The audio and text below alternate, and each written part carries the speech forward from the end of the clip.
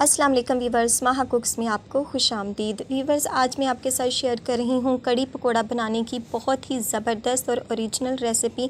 इस तरीके से अगर आप घर में ट्राई करेंगे तो हकीकत में आप उंगलियाँ चाटते रह जाएंगे।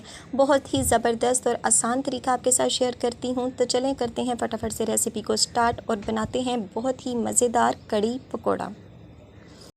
बिस्मिल्लाहिर्रहमानिर्रहीम। तो वीवर्स, सबसे पहले हमने ले लेना है बेसन। 2 कप मैंने बेसन लिया है और इसको हमने अच्छी तरह से छान लेना है ताकि तमाम गुठलियाँ और लम्स वगैरह इसमें आसानी से निकल सकें। बेसन हमने यहाँ पर अच्छी तरह से छान लिया है। अब हम इसमें स्पाइसेस शामिल करेंगे। ये है मेरे पास हल्दी 1 टीस्पून हमने ली है, सुरख मिर्च है 1 टीस्पून ये भी हमने ली है, क्रश सुरख मिर्च है 1 टेबलस्पून भर के मैंने लिया है। साथ में है नमक 1 टेबलस्पून, ये भी हमने भर के इसमें शामिल किया है। और साथ में ये है मेरे पास खुश्क धनिया। ये देखें, इस तरह हाथ की मदद से क्रश करके मैं इसमें शामिल कर रही हूँ। यूँ समझे कि ये कड़ी की जान है। इसके बाद अब हमने इसमें शामिल कर देनी है सब्ज़ मिर्च, ये भी कटिंग की हुई है 5 से 6 अदद। इसके बाद हमने इन तमाम चीज़ों को अच्छी तरह से कर लेना है मिक्स। और वीवर्स, इसके बाद ये मैं बना रही हूँ इसको लस्सी के साथ। ये खट्टी लस्सी है मेरे पास, लेकिन अगर आपके पास दही हो और वो खट्टे वाला दही हो तो आप उसकी मदद से भी इसको बना सकते हैं। लेकिन अगर आप लस्सी की मदद से बनाएंगे तो ये बहुत ही मज़े की और बहुत ही अच्छी बनकर तैयार होगी। तो इसको हमने अच्छी तरह से मिक्स कर लेना है। आप चाहें तो इसको कांटे की मदद से कर लें, आप चाहें तो इसको हाथ की मदद से कर लें। तो यहाँ पर वीवर्स, मैंने इसको हाथ की मदद से बहुत अच्छी तरह से मिक्स कर लिया है। तो चलते हैं स्टेप 2 पे। दूसरे स्टेप में हमने 2 कप ही बेसन लिया है, उसको अच्छी तरह से छान लिया है। उसके बाद इसमें मैंने पालक शामिल की है। इसको अच्छी तरह से मैंने कटिंग करने के बाद वॉश कर लिया था। ये है टमाटर, ये भी 1 अदद हमने इसमें शामिल कर दिया। साथ में है ये मेरे पास प्याज 1 अदद बड़े साइज़ का, इसको भी हमने शामिल कर लिया है। और ये है आलू, इसको भी हमने इसमें शामिल कर लिया है। इसके बाद है सब्ज़ मिर्चें, तमाम चीज़ों को अच्छी तरह से कटिंग कर लिया है बारीक बारीक। और इसके बाद हम इसमें स्पाइसेस शामिल करेंगे। क्रश सुरख मिर्च मैंने 1 टेबलस्पून इसमें शामिल की है। इसके बाद हम थोड़ी सी हल्दी इसमें ½ टीस्पून के करीब इसमें शामिल करेंगे। गरम मसाला पिसा हुआ है 1 टीस्पून, ये भी हमने इसमें शामिल कर देना है। और इसके बाद ये है खुश्क धनिया, साबुत खुश्क धनिया 1 टेबलस्पून, सुरख मिर्च 1 टीस्पून हमने इसमें शामिल की है। और नमक हमने थोड़ा सा यानी ½ टीस्पून के टेबलस्पून के करीब शामिल किया है। और इन तमाम चीज़ों को अब हमने कांटे की मदद से अच्छी तरह से कर लेना है मिक्स। जब तमाम मसाले आपस में मिक्स हो जाएं तो हल्का हल्का पानी डाल के हमने जो पकोड़े का बैटर है उसको तैयार कर लेना है। स्पाइसेस यहाँ पर आप अपनी मर्ज़ी से कम या ज़्यादा कर सकते हैं। तो लीजिए जनाब, हमारा जो पकोड़े का अमेज़ा है वो भी हो चुका है रेडी। तो इस चीज़ को भी हम करते हैं साइड पर। बिस्मिल्लाहिर्रहमानिर्रहीम। कढ़ाई रखी है हमने चूल्हे पर और उसमें मैं घी शामिल कर रही हूँ। घी हमारा अच्छी तरह से मेल्ट हो जाए यानी गर्म अच्छा हो जाए तो तब हमने इसमें प्याज शामिल कर देना है।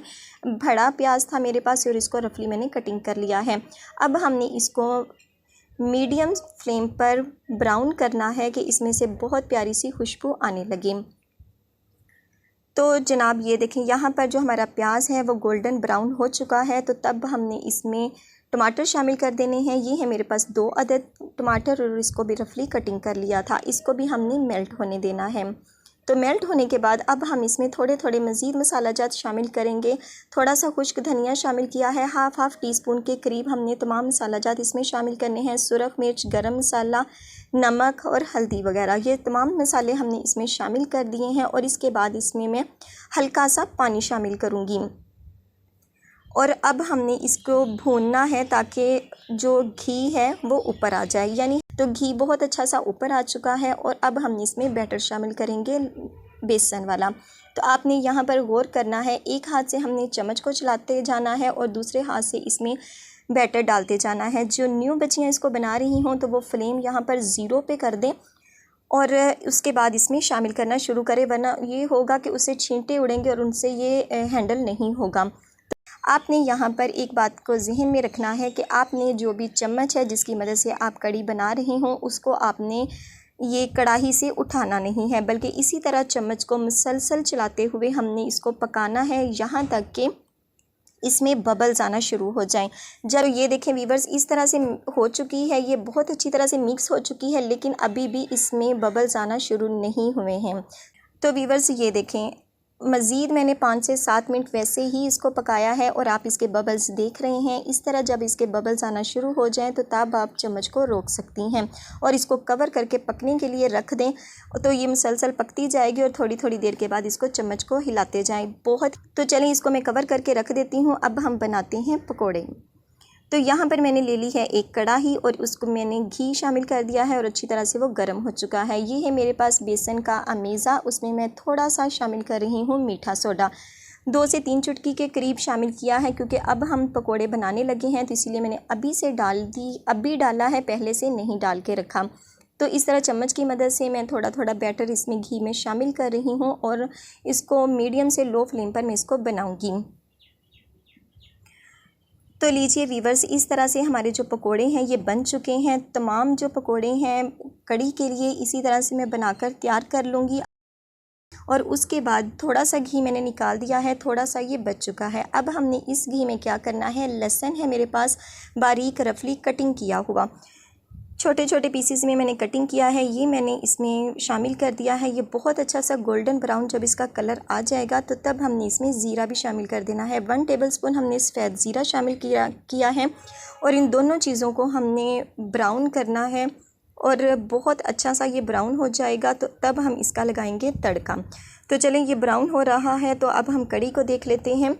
यहाँ पर मज़ीद कड़ी को पकते हुए तकरीबन 15 से 20 मिनट हो चुके हैं, ये देख, और ये बहुत अच्छी सी बनकर तैयार हो चुकी है। आप इसकी थिकनेस को चेक कर सकते हैं। तो यहाँ पर अब हम इसका लगाएंगे तड़का, जो हमने घी गरम किया था लहसुन के साथ, इसका मैंने इस तरह से तड़का हमने इसको लगाना है। बहुत ही ज़बरदस्त ये तरीका है कड़ी पकोड़ा बनाने का, तो आखिर में आपने भी ज़रूर इस तरह इसको तड़का लगाना है, तो ये बहुत ही मज़े की बनकर होगी तैयार।